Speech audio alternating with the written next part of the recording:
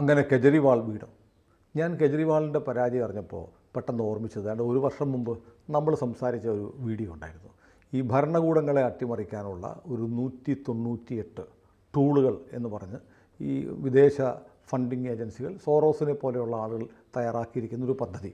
ആ പദ്ധതിയുടെ ഇന്ത്യയിലെ പ്രയോക്താവാണ് അരവിന്ദ് കെജ്രിവാൾ എന്നാണ് ചേട്ടൻ അന്ന് പറഞ്ഞത്. അപ്പോൾ അവരുടെ പരാജയമാണോ ഇത്? ഈ ടൂൾ കിറ്റുകളുടെ ഇന്ത്യയിലെ നമ്പർ 1 ടൂള് കേജ്രിവാളായിരുന്നു.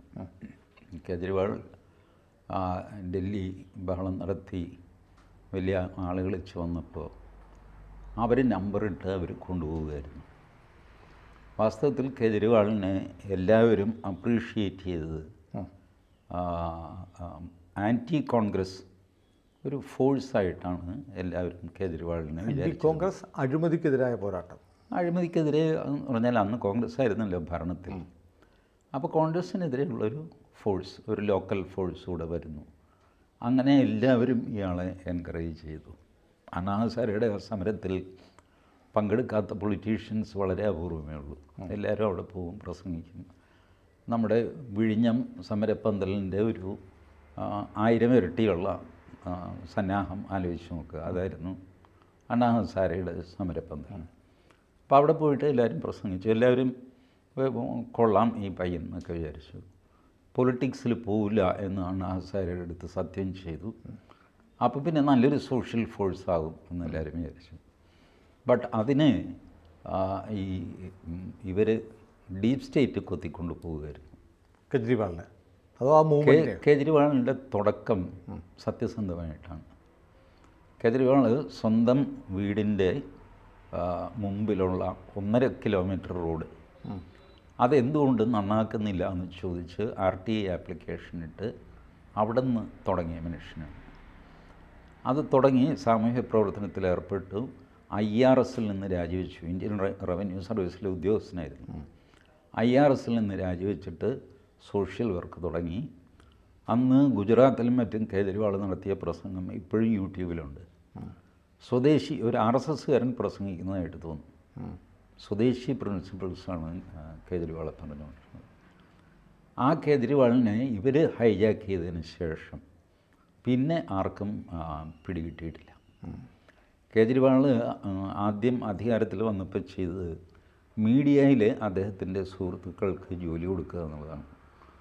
പിണറായി വിജയൻ ഒക്കെ ചെയ്യുന്ന പോലെ ഒരുപാട് അഡ്വൈസേഴ്സിനെ പല കമ്മിറ്റിയിൽ പല സ്ഥലത്തൊക്കെ ആയിട്ട് താൽക്കാലികമായിട്ടും പെർമനൻ്റായിട്ടും പെൻഷൻ കിട്ടുന്ന രീതിയിലും ഒക്കെ ഇവരെ അങ്ങ് സ്ഥാപിച്ചു. എന്നിട്ട് ഇവർ വഴി ഈ പരിപാടി അങ്ങ് തുടങ്ങി. ഇപ്പോൾ ഈ USAID നിന്ന് പോയില്ലേ, USAID നിൽക്കുകയും WHO നിന്ന് അമേരിക്ക പിന്മാറുകയും ചെയ്തതോടെ ഈ NGOയ്ക്കുള്ള ഫണ്ടിങ് വല്ലാതെ കുറഞ്ഞു.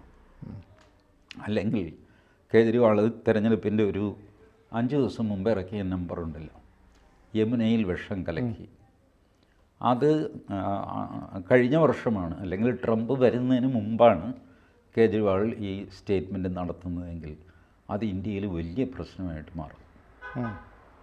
ഇയാളിത് ഉച്ച കഴിഞ്ഞ് പറയുന്നു, രാത്രി കേരളത്തിലെ ചർച്ച യമുനയിലെ വിഷം. കേരളത്തിലെ സകല സ്റ്റുഡിയോയിലും BJPക്കാർ തല്ല് വാങ്ങി ആവശ്യ നിലയിലാകും. ഇവർക്കിതിൻ്റെ ഫാക്ട് പറയാൻ വല്ല നടക്കുന്ന കളി എന്താണെന്ന് നമുക്ക് അറിഞ്ഞൂടാ. അപ്പോൾ അങ്ങനെ പത്രങ്ങൾ മുഴുവൻ പോയിസൺ ഇൻ യമുന, യമുനയിലെ സാമ്പിൾ എടുക്കും, സാമ്പിൾ റിപ്പോർട്ട് വരും, വൈറൽ പ്രിൻ്റ്, കാരവൻ, അഴിമുഖം, അവരൊരു വലിയ സ്റ്റോറി ചെയ്യും. കേരളത്തിലെ പല യൂട്യൂബർമാരും, ഞാൻ പേര് പറയാത്തത് കേരളത്തിലായതുകൊണ്ടും എനിക്ക് അവരെയും അവർക്ക് എന്നെയും അറിയാം എന്നുള്ളത് കൊണ്ട് പേര് പറയുന്നില്ല, ഇവരെല്ലാവരും ഇത് ടേക്കപ്പ് ചെയ്യും. ഇതിൽ ഹെക്സാക്ലോറോഫ്ലൂറൈഡ് എന്ന് പറഞ്ഞിട്ട് അത് 0.001 വരേണ്ടത്, അത് 0.003 എന്നൊക്കെ പറഞ്ഞ് കഥകൾ വരുത്തും. ഡൽഹിയിൽ വലിയ പരിഭ്രാന്തിയാകും. സുപ്രീം കോടതി ഇടപെടും. പ്രശാന്ത് ഭൂഷൺ സുപ്രീം കോടതിയിൽ പോകും.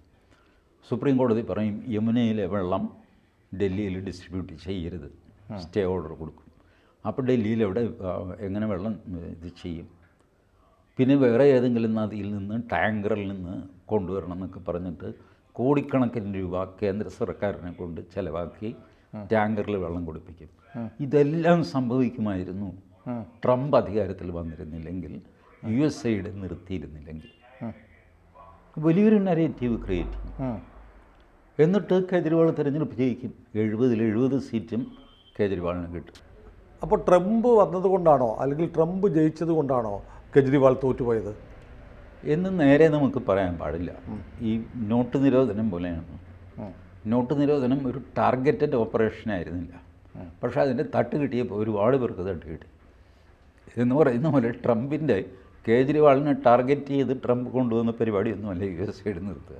ഈ USAID നിർത്തി കഴിഞ്ഞപ്പോൾ ഈ പറയുന്നവർക്കൊക്കെ ഉള്ള കാശ് അങ്ങോട്ട് നിന്നു അബ്രപ്റ്റായിട്ട്. And you need money to run such a campaign. ഇവരൊക്കെ സുഖലോലുപന്മാരാണ്, ഈ പത്രപ്രവർത്തകരും സംഗതികളെല്ലാം. കാശ് വളരെ അത്യാവശ്യമാണ് അവർക്ക്. അപ്പോൾ കാശില്ല എന്ന് വന്നു കഴിഞ്ഞപ്പോൾ കേജ്രിവാൾ ഈ നരേറ്റീവ് ഉയർത്തി വിട്ടെങ്കിലും അത് ഏറ്റെടുക്കാൻ ആരുമില്ലാതെ പോയി. അപ്പോൾ അതുകൊണ്ട് ഇതുപോലെ പല നരേറ്റീവുകൾ ഇദ്ദേഹത്തിൻ്റെ പരാജയപ്പെട്ടു. ഈ നരേറ്റീവ്സ് ഏറ്റെടുക്കുന്നതും വാർത്ത പ്രചരിപ്പിക്കുന്നവർക്കുമൊക്കെ സാമ്പത്തികമായി മെച്ചമുണ്ടല്ലേ? ഉണ്ട്. അത് ഫ്രീ ആയിട്ട് ചെയ്യുന്നവരുമുണ്ട്. ഇപ്പോൾ മാനസികമായ അടിമകളുണ്ട്. ഇപ്പോൾ കേരളത്തിലെ മാധ്യമങ്ങൾ അവർക്ക് വല്ലപ്പോഴും ഒരു അവാർഡ്, അവരിടയ്ക്ക് അമേരിക്കയിൽ പോയി അവാർഡൊക്കെ ഒരുമിച്ച് ഗ്രൂപ്പ് ഫോട്ടോ ഒക്കെ നമ്മൾ കാണാറുണ്ട്. ഇതൊക്കെ നിസ്സാര സംഗതികളാണ്. അത് പലപ്പോഴും ഈ ഡീപ്പ് സ്റ്റേറ്റോ ഡീപ്പ് സ്റ്റേറ്റിനെ സംബന്ധിച്ചോളം മലയാള മാധ്യമങ്ങൾ വലിയ കാര്യമൊന്നുമല്ല. കാരണം അവർ മുമ്പേ ഗമിക്കുന്ന ഗോവിൻ്റെ പിന്നാലെ അങ്ങ് വന്നോളും ഓട്ടോമാറ്റിക്കായിട്ട്. ഒന്നും ചെയ്യുകയൊന്നും വേണ്ട. അപ്പോൾ അങ്ങനെ മറ്റേ ഇവരുടെ ബർഖാദത്തിൻ്റെ വീഡിയോ, ട്വീറ്റ് ഇത് കണ്ടിട്ട് ഇവിടെ കേരളത്തിൽ ചർച്ച നടക്കും. ഇടയ്ക്കൊരു ദുബായ് യാത്ര, ഒരു അമേരിക്കൻ യാത്രയൊക്കെ അത്രയൊക്കെ മതി. ഇത് ചോദിച്ച് ഞാനൊരു ആങ്കറിൽ നിന്നാണ് കെടുത്തിരുന്നത്. റാണ അയ്യൂബ് ഒരു ട്വീറ്റ് ഇട്ടു. ആ ട്വീറ്റിൻ്റെ ബേസ് 2014 കാശ്മീരിൽ നടന്ന ഒരു സംഭവമായിരുന്നു. ഈ സാധനമാണ് 2022 എടുത്തിട്ട് ഒരു ഫോട്ടോ എടുക്കാൻ ട്വീറ്റ് ചെയ്യുന്നു. ട്വീറ്റ് ചെയ്തപാടെ ട്വിറ്ററിൽ തന്നെ ഈ സംഗതി എല്ലാവരും പൊളിച്ചു. 2014 ഇന്ത്യൻ എക്സ്പ്രസ്സിൽ വന്ന റിപ്പോർട്ട് എടുത്ത് ഫ്ലാഷ് ചെയ്തു. ആകെ കൂടെ അലമ്പായി. ബട്ട് പാവം ഈ ആങ്കർ ഇതറിയുന്നില്ല. ഇദ്ദേഹം ഈ ട്വീറ്റ് വായിച്ചു, അത് അന്നത്തെ അജണ്ടയാക്കി. പിന്നെ പുള്ളിക്ക് വേറെ ജോലിയൊക്കെ ഉണ്ടല്ലോ. അപ്പം ഈ ബാക്കി നടന്നത് അറിയുന്നില്ല. ഇത് എന്നോട് ചോദിച്ചു കഴിഞ്ഞപ്പോൾ ഞാൻ പറഞ്ഞു, ഇത് ഇങ്ങനെയൊക്കെ സംഭവിച്ചു, അറിഞ്ഞില്ലേ എന്ന് ചോദിച്ചു. പിന്നെ ആ ചർച്ച മുന്നോട്ട് കൊണ്ടുപോകാൻ അദ്ദേഹത്തിന് പോയിൻ്റില്ല.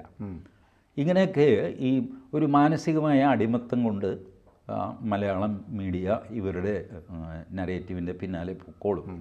പ്രത്യേകിച്ചൊന്നും കൊടുക്കണ്ട, പ്രത്യേകിച്ചൊന്നും കിട്ടുന്നുണ്ടെന്നും എനിക്ക് തോന്നുന്നില്ല. ബട്ട് ഒന്നും കിട്ടിയില്ലെങ്കിൽ പോലും ആദർശത്തിൻ്റെ പേരിൽ മലയാളം മീഡിയയിൽ പൊതുവെ എല്ലാവരും ഇതാണല്ലോ, ഒരു ഇടതുപക്ഷ ഇതാണ്, പ്രോ ലെഫ്റ്റ്. ഈ പ്രോ ലെഫ്റ്റ് അല്ലാത്ത ഒരാളാണ് വിനു വി ജോൺ. വിനു വി ജോൺ ആം ആദ്മി പാർട്ടിയുടെ ഒരു പ്രിയപ്പെട്ട ആളാണ്. ഇത്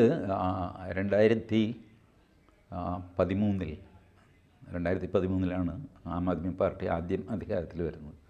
അതിൻ്റെ തൊട്ട് മുമ്പായിട്ട് ഈ ഓർത്തഡോക്സ് സഭയുടെ ബാലജന സഖ്യമുണ്ട്. അതിൻ്റെ ഒരു യോഗം, 12 വയസ്സിന് താഴെയുള്ള കുട്ടികൾ, അവരോട് ആം ആദ്മി പാർട്ടിയെപ്പറ്റി വിനു വി ജോൺ സംസാരിക്കുന്നു. ഒരു വീഡിയോ ഉണ്ട്. ഈ വീഡിയോ മാർത്തോമ TV എന്ന്, ഓർത്തഡോക്സ് TV എന്ന് പറഞ്ഞൊരു TV ഉണ്ട്. ഈ TV-യിൽ അവർ അപ്ലോഡ് ചെയ്ത് ഇട്ടിരുന്നു. ആരും ശ്രദ്ധിച്ചില്ല. ഞാനിത് ശ്രദ്ധിച്ച് കണ്ടെടുത്തിട്ട് ഞാനത് പരസ്യപ്പെടുത്തി. അതിൽ തെറ്റൊന്നുമില്ല. ഞാൻ എൻ്റെ വീഡിയോയിൽ ഞാൻ പറഞ്ഞു, ഒരു തെറ്റുമില്ല വിനു വി ജോണിന് ഈ ആം ആദ്മി പാർട്ടിയെ ഒക്കെ കൊണ്ട് നടക്കാൻ യാതൊരു തെറ്റുമില്ല. ബട്ട് ഞാൻ നിഷ്പക്ഷനാണെന്ന് ക്ലെയിം ചെയ്യരുത്. You have an agenda. Aam Aadmi party's agenda. What is wrong with that? എല്ലാവർക്കും അജണ്ടയുണ്ട്. എല്ലാ ആങ്കർമാർക്കും അവരുടെ പാർട്ടിയൊക്കെ വെളിപ്പെടുന്നുണ്ട്. ഇത് കൂടാതെ അവർ പോയി പങ്കെടുക്കുന്ന യോഗങ്ങൾ, അവർ യോഗത്തിൽ പങ്കെടുത്തു എന്ന് പറഞ്ഞെടുക്കുന്ന നടപടികൾ, ഞാൻ ആരെയൊക്കെയാണ് ഉദ്ദേശിക്കുന്നത് മനസ്സിലായില്ല. മനസ്സിലായി. അപ്പോൾ ഈ ജാതി രാഷ്ട്രീയം കേരളത്തിലുണ്ട്. അതുകൊണ്ട് ഈ നരേറ്റീവിൻ്റെ പേരിൽ കാശ് വാങ്ങിച്ച് ഇപ്പം ചെയ്തില്ലെങ്കിലും സ്വമേധയായി ഇവർ ചെയ്തോളും. ഇവർ തമ്മിലൊരു കൺസെൻസസ് ഉണ്ട്. കോൺസ്പിറസി അല്ല, ഗൂഢാലോചനയല്ല. അവരൊരു ഉച്ചയാകുമ്പോൾ അങ്ങോട്ടും ഇങ്ങോട്ടും വിളിച്ചിട്ട് ഇന്ന് നമുക്ക് വൈകുന്നേരം അങ്ങനെ ചെയ്യാൻ കേട്ടോ, അങ്ങനെയൊന്നും പറയില്ല. ബട്ട് അത് സംഭവിക്കും. ഒരേ മനസ്സാണ്. കൂടിയാലോചന ഇല്ലാതെ തന്നെ ഒരേപോലെ ഒരേപോലെ വരും. അതുകൊണ്ട് ഒരേ വിഷയം ചർച്ച ചെയ്യും. ചില വിഷയങ്ങൾ അവർ ഊതിപ്പൊലിപ്പിക്കും. ഇങ്ങനെയൊക്കെ ചെയ്യുന്നത് ഇവരും ആ നരേറ്റീവിൻ്റെ ഭാഗമാണ്. പക്ഷേ ഇവർക്ക് കാശ് കിട്ടിയിട്ടാണ് ഇത് ചെയ്യുന്നതെന്ന് ഞാൻ പറയില്ല. എൻ്റെ കയ്യിൽ അതിനൊന്നും തെളിവില്ല. ബട്ട് മറ്റേ കക്ഷികളിലേക്ക് ഒരുപാട് തെളിവടക്കം വന്നിട്ടുണ്ട്. ഇവർ കോൺഗ്ലോമറേറ്റ് ഉണ്ടാക്കുക, അതിന് സഹായം കിട്ടുക, അങ്ങനെയൊക്കെ ചെയ്ത് വലിയ മറ്റേ ന്യൂസ് മിനിറ്റാണ് അതിൻ്റെ വേറെ കക്ഷി. പ്ലാറ്റ്ഫോം ഉണ്ട് അവർക്കൊരു പ്ലാറ്റ്ഫോമുണ്ട്. എന്താ അതിന് ഡിജി പബ്. അത് ഈ ഖാൻ മാർക്കറ്റ് ഗാങ് ഒക്കെ ഉണ്ട് അതിനകത്ത്. ഇവരാണ് ഈ പൊയ്ക്കാലുകളിൽ കേജ്രിവാളിനെ ഉയർത്തി നിർത്തിയിരുന്നത്. ആ പൊയ്ക്കാലിൻ്റെ സപ്ലൈ നിൽക്കുകയും ഇവിടെ നിന്ന് കൗണ്ടർ ഒഫൻസീവ് ഭയങ്കരമാകുകയും ചെയ്തപ്പോഴാണ് കേജ്രിവാൾ തോറ്റത്. ബട്ട് കേജ്രിവാൾ തോറ്റെങ്കിലും ആ സാധനം ഡീപ് സ്റ്റേറ്റ് തോറ്റിട്ടില്ല. 2% വോട്ട് വ്യത്യാസമേ ഉള്ളൂ BJPയും കേജ്രിവാളും തമ്മിൽ. ജസ്റ്റ് 2%. ആ 2% ക്രോസ് ചെയ്യാൻ എത്ര സമയമെടുക്കും? നമുക്ക് തിരഞ്ഞെടുപ്പ് 5 വർഷം കഴിഞ്ഞേ ഉള്ളൂ. ബട്ട് തിരഞ്ഞെടുപ്പില്ലാതെ തന്നെ ജനമനസ്സിൽ ഈ 2% കവർ ചെയ്യാൻ വളരെ വേഗം അവർക്ക് സാധിക്കും. അതുകൊണ്ട് ഇനിയിപ്പോൾ BJP ചെയ്യേണ്ടത് റീഗ്രൂപ്പ് ചെയ്ത് ഈ സാധനം വീണ്ടും തലപൊക്കാനായിട്ട് സമ്മതിക്കരുത്. അല്ല, ആപ്പിന് തിരിച്ചു വരുമോ? എന്തുകൊണ്ട് വന്നുകൂടാ? അപ്പോൾ പഞ്ചാബിൽ പോലും പ്രശ്നമാണ്. 30 MLA സർക്കാരിന് പിന്തുണ പിൻവലിക്കുന്നു എന്നൊക്കെ പറയുന്നു. പ്രശ്നം എല്ലാ സ്ഥലത്തും BJPയിൽ ബീരേൻ സിംഗ് രാജിവെച്ചു എന്ന് പറഞ്ഞ് പ്രശ്നമില്ല. പ്രശ്നം പൊളിറ്റിക്കൽ പാർട്ടിയിലല്ല. ഇവരുടെ ആകെ ഒരു ബിംബം എന്ന് പറയുന്ന കേജ്രിവാളാണ്. കേജ്രിവാൾ വരെ തോറ്റുപോയി. അതേ, അതിനകത്ത് ഒരുപാട് അസംതൃപ്തരുണ്ടായിരുന്നു. കേജ്രിവാളിൻ്റെ ഏകാധിപത്യത്തിന് കീഴടങ്ങാൻ സമ്മതിക്കാത്ത ആൾക്കാർ. അങ്ങനെയാണ് ഈ സ്വാതി മലിവാൾ തല്ലി മേടിക്കുക. ഐഡിയോളജിക്കൽ ബോണ്ട് ഇല്ലല്ലോ. ഐഡിയോളജിക്കൽ ബോണ്ട് കാശാണ്. കാശും ഈ നാഷണലിസം ഒരു ഐഡിയോളജി എന്ന് പറയുന്നത് പോലെ ആൻറ്റി നാഷണലിസവും ഒരു ഐഡിയോളജിയാണ്. Block everything which is national, അതാണ് അവരുടെ ഐഡിയോളജി. നാഷണൽസ് എങ്ങനെയും ഭാരതത്തെ നമ്പർ 1 ആക്കും എന്ന് പറയുന്ന പോലെ ഭാരതത്തെ നമ്പർ 1 ആവാൻ സമ്മതിക്കില്ല. കമ്പാർട്ട് അതും ഒരു ഐഡിയോളജിയാണ്. അതിൻ്റെ പുറത്ത് ഈ നെഗറ്റീവ് സ്ലോഗൻ്റെ പുറത്ത് ആളിഷ്ടം പോലെ കൂടാനുണ്ട് ഭാരതത്തിൽ. അപ്പം അതുകൊണ്ട് ഭരണത്തിൽ BJP ഇരിക്കുമ്പോഴും സൊസൈറ്റിയിൽ വീണ്ടും കലാപമുണ്ടാക്കാൻ ആം ആദ്മി പാർട്ടി വിചാരിച്ചാൽ സാധിക്കും. അതിനുള്ള സ്ട്രെങ്ത് ഇപ്പോഴും അവർക്കുണ്ട്. ഡെസ്പൈറ്റ് ഈ പറഞ്ഞ കുറേ MLA കാലുമാറി അങ്ങനെ ഇനിയിപ്പോൾ പഞ്ചാബിൽ ഭരണം തന്നെ നഷ്ടപ്പെട്ടു എന്ന് വെച്ചോ, സ്റ്റിൽ ദേ ആർ സ്ട്രോങ്ങർ. അപ്പോൾ നമ്മൾ ഈ ഡെസിമേറ്റ് ചെയ്തു ഒരു പാർട്ടിയെ എന്ന് പറയുന്ന രീതിയിലുള്ളൊരു തോൽവി അല്ല കേജ്രിവാളിനുണ്ടായിരിക്കുന്നത്. അപ്പോൾ അപകടം ഒഴിഞ്ഞിട്ടില്ല. ഇല്ല, അപകടം ഒഴിഞ്ഞുവെന്ന് ഞാൻ വിശ്വസിക്കുന്നില്ല. അതിൻ്റെ ഒരു ലക്ഷണം എന്താണെന്ന് വെച്ചാൽ കേജ്രിവാൾ തോറ്റു എന്ന് ഉറപ്പായി. ഇലക്ഷൻ കമ്മീഷൻ്റെ ഡാറ്റ അനുസരിച്ച് തന്നെ 48-22 എന്നുള്ള ഇതിൽ കുറച്ചു. അപ്പോൾ ഡൽഹി സർക്കാരിലെ ജനറൽ അഡ്മിനിസ്ട്രേഷൻ ഡിപ്പാർട്ട്മെൻറ്റിൻ്റെ ഒരു സർക്കുലർ ഇറങ്ങി. ഡൽഹി സെക്രട്ടേറിയറ്റിൽ നിന്ന് ഒരു കടലാസ്, ഒരു പെൻ ഡ്രൈവ്, ഒരു CD, ഒരു കമ്പ്യൂട്ടർ, ഒരു ലാപ്ടോപ്പ് ഒന്നും പുറത്തു പോകാൻ പാടില്ല എന്ന് പറഞ്ഞു. അന്ന് ഉച്ച കഴിഞ്ഞൊരു 3 മണിക്കാണ് സർക്കുലർ ഇറങ്ങുന്നത്. 3:30 മണിക്ക് ആ സർക്കുലർ ലീക്കായി സകല മാധ്യമങ്ങൾക്കും കിട്ടി. ഇവിടെ ഇതൊന്നും കണ്ടതായിട്ട് ആരും ഭാവിച്ചില്ല ഇവിടുത്തെ മാധ്യമങ്ങൾ. അത് ലഫ്റ്റനൻറ്റ് ഗവർണർ ഇടപെട്ടതാണിത്. കാരണം അദ്ദേഹത്തിന് അറിയാം ഈ അധികാരം മാറിക്കഴിഞ്ഞാൽ ആദ്യം കേജ്രിവാൾ ചെയ്യുന്നത് ഇതിൻ്റെ രേഖകൾ മൊത്തം അടിച്ചു മാറ്റും സെക്രട്ടേറിയറ്റിൽ നിന്ന്. നമ്മുടെ സെക്രട്ടേറിയറ്റിൽ ഇടിവെട്ടിക്കുന്ന പരിപാടിയാണ്. പിണറായി വിജയൻ തീ വയ്ക്കുക, ഇടിവെട്ടുക ഒക്കെ ചെയ്യും. കേജ്രിവാൾ ആ ബുദ്ധി കിട്ടിയിട്ടില്ല എന്ന് തോന്നുന്നു. ഇനി അതുണ്ടോയെന്നും അറിയില്ല. ഏതായാലും ഇങ്ങനെ ജനറൽ അഡ്മിനിസ്ട്രേഷൻ ഡിപ്പാർട്ട്മെൻറ്റിൻ്റെ സർക്കുലർ വന്നു. ഇതിന് കാര്യം എന്താണെന്ന് വെച്ചാൽ അതിന് തലേ ദിവസം വിജിലൻസ് ആൻഡ് ആൻറ്റി കറപ്ഷൻ ഇങ്ങനെ വിളിപ്പിച്ചിരുന്നു കേജ്രിവാളിനെ. ആ വാർത്തയും സകല മാധ്യമങ്ങളും മുക്കി. ഈ വിജിലൻസ് ആൻറ്റി കറപ്ഷൻ വിളിപ്പിച്ചത് എന്തിനാണെന്ന് വെച്ചാൽ 15 കോടി രൂപ വീതം എൻ്റെ MLA-മാർക്ക് ഇവർ വാഗ്ദാനം ചെയ്തു BJP കാലുമാറാൻ വേണ്ടിയിട്ട്. ലാസ്റ്റ് മിനിറ്റിൽ കാലുമാറുക, രാജിവെക്കുക പാർട്ടിയും. അതിന് വേണ്ടിയിട്ട് 15 crores per head vigilance and anti corruption ഡൽഹിയിലെ VACB അവർ കേജ്രിവാളിനെ വിളിപ്പിച്ചു. ആരും അറിയാതെ മൊഴിയെടുത്തിട്ട് അവരുടെ കയ്യിലിരിക്കുക. 15 കോടി രൂപ പെർ ഹെഡ് എന്ന് പറയുന്നത് നിസ്സാര തുകയാണ്. അപ്പോൾ അത് കേജ്രിവാൾ ഒരു പ്രശ്നത്തിലായി. കാരണം കേജ്രിവാൾ ഇപ്പം നിൽക്കുന്നത് ജാമ്യത്തിലാണ്. അത് മറ്റാരൊക്കെ മറന്നാലും കേജ്രിവാൾ മറക്കാൻ പാടില്ല. കേജ്രിവാൾ സുപ്രീം കോടതിയുടെ ജാമ്യത്തിൽ നിൽക്കുക. മുഖ്യമന്ത്രിയാവാൻ പറ്റില്ല, ഫയൽ ഒപ്പിടാൻ പറ്റില്ല, ക്യാബിനറ്റ് മീറ്റിംഗ് വിളിക്കാൻ പറ്റില്ല, ഇതൊന്നുമില്ല. ജയിച്ചിരുന്നെങ്കിൽ പോലും കേജ്രിവാൾ മുഖ്യമന്ത്രിയായിട്ട് ഒരു പ്രയോജനം ഉണ്ടാവില്ല. അതാണ് കേജ്രിവാളിൻ്റെ അവസ്ഥ. അതിനിടയ്ക്ക് വീണ്ടും ക്രൈം ഉണ്ടാക്കിക്കൊണ്ടിരുന്നാൽ സുപ്രീം കോടതി ജാമ്യം ക്യാൻസൽ ചെയ്താൽ എന്ത് ചെയ്യും? സുപ്രീം കോടതി ചോദിക്കാതെ കൊടുത്ത ജാമ്യമാണ്. അതെ, അവർ സുപ്രീം കോടതി ചില സ്ഥാനാർത്ഥികളെ നിർത്തിയല്ല. ദൈവം അതിന് അവർ തോറ്റുപോയി. അതിൽ നമ്പർ 1 കേജ്രിവാളായിരുന്നു. അങ്ങേര് തോറ്റുപോയി. ഡൽഹി കലാപത്തിലെ മുഹമ്മദ് താഹിർ ഹുസൈൻ, മുസ്തഫാബാദ്, അവിടെ 67% 90% മറ്റു മുസ്ലിങ്ങളാണ്. അവിടുത്തെ സ്ഥാനാർത്ഥി അയാളെ കസ്റ്റഡി പരോൾ കൊടുത്തിട്ട് സുപ്രീം കോടതി താൻ പോയി പ്രചരണം നടത്തുക, ജയിക്കുക എന്നൊക്കെ പറഞ്ഞു. ജയിച്ചില്ല അയാൾ. അങ്ങനെ സുപ്രീം കോടതിക്ക് 2 തിരിച്ചടിയുണ്ടായി ഈ തെരഞ്ഞെടുപ്പിൽ. കേജ്രിവാൾ തോറ്റതും ഇദ്ദേഹം തോറ്റതും. ഇനി സുപ്രീം കോടതി ആരെങ്കിലും ജാമ്യം കൊടുത്ത് മത്സരിപ്പിക്കുമെന്ന് എനിക്ക് തോന്നുന്നില്ല. 2 കൊണ്ട് മതിയായി കാണും. വല്ല കാര്യവും ഉണ്ടായിരുന്നു. അപ്പോൾ ഏതായാലും കേജ്രിവാൾ ഈ പ്രശ്നങ്ങളുടെ നടുക്കാണ്. ഇത് ഇപ്പോൾ കേന്ദ്ര സർക്കാർ ഇദ്ദേഹത്തിൻ്റെ ജാമ്യം റദ്ദാക്കണം എന്ന് പറഞ്ഞ് സുപ്രീം കോടതിയിൽ പോയി കഴിഞ്ഞാൽ റദ്ദാക്കാനുള്ള വകുപ്പെല്ലാം ഇങ്ങനെ ഉണ്ടാക്കി വെച്ചിട്ടുണ്ട്. ഈ വിഷം കലർത്തി തന്നെ നോക്ക്. BNS 122 or 152, എനിക്ക് പുതിയ BNSൻ്റെ നമ്പർ വരുന്നില്ല. ഇതാണ് ടെററിസ്റ്റ് ആക്ഷനാണ്. കുടിവെള്ളത്തിൽ വിഷം കലർത്തുക എന്ന് പറയുന്നത് ടെററിസമാണ്. ടെററിസം എന്താണെന്ന് നിർവഹിച്ചിട്ടുണ്ട്. അതിൽ ഒരാക്ടിവിറ്റി കുടിവെള്ളത്തിൽ വിഷം കലർത്തുക എന്നുള്ളതാണ്. ഒരു ടെററിസ്റ്റ് ആക്ടിവിറ്റി നടന്നു എന്ന് നിങ്ങൾ മനസ്സിലാക്കി, നിങ്ങൾ സാക്ഷിയായിട്ട് പ്രതിയില്ലാതെ FIR രജിസ്റ്റർ ചെയ്യാമല്ലോ. പ്രതിയുടെ പേരുണ്ടാവില്ല, സാക്ഷിയുടെ പേരുണ്ട്. FIR രജിസ്റ്റർ ചെയ്യുന്നു, കേജ്രിവാളിനെ സാക്ഷിയാക്കിയിട്ട് വിളിക്കുന്നു. നിങ്ങളോട് ആര് പറഞ്ഞു വിഷം കലർത്തിയെന്ന്? എപ്പോൾ കണ്ടു? എങ്ങനെ കണ്ടു? Please explain. സമാധാനം പറയണ്ടേ ഇയാൾ? ഡൽഹി ജൽ ബോർഡാണെങ്കിൽ ഇങ്ങനൊരു സംഭവമേ ഇല്ല എന്ന് ക്ലാരിഫൈ ചെയ്യുകയും ചെയ്തു. അപ്പോൾ അങ്ങനെ ചെയ്ത് കഴിയുമ്പോൾ പിന്നെ അടുത്ത കേസ് കേജ്രിവാളിൻ്റെ പുറത്താവും. ഇദ്ദേഹത്തിൻ്റെ കയ്യിൽ തെളിവൊന്നുമില്ല. അപ്പോൾ പിന്നെ ജനങ്ങളിൽ ഭീതി വളർത്തി എന്ന് പറഞ്ഞിട്ട് BNS 252, 252, 253 അതിൽ 3 വർഷത്തെ ശിക്ഷയാണ്.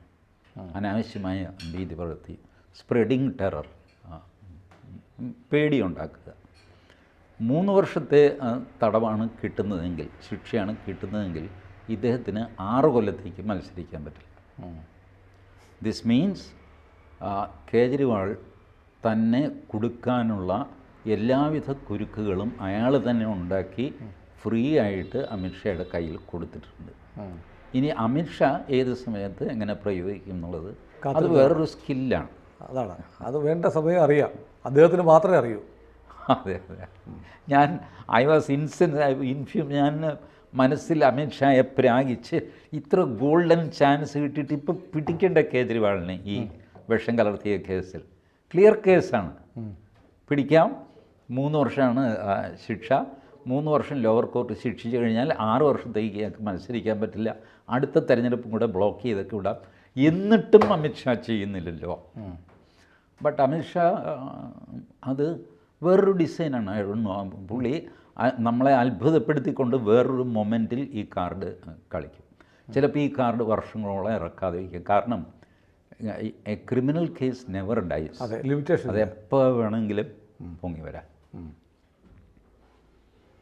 ഏതായാലും ഡൽഹി ഇലക്ഷനോടുകൂടി ആപ്പിൻ്റെ കഥ കഴിഞ്ഞു എന്ന് പറയുന്നവർ ഉണ്ട്.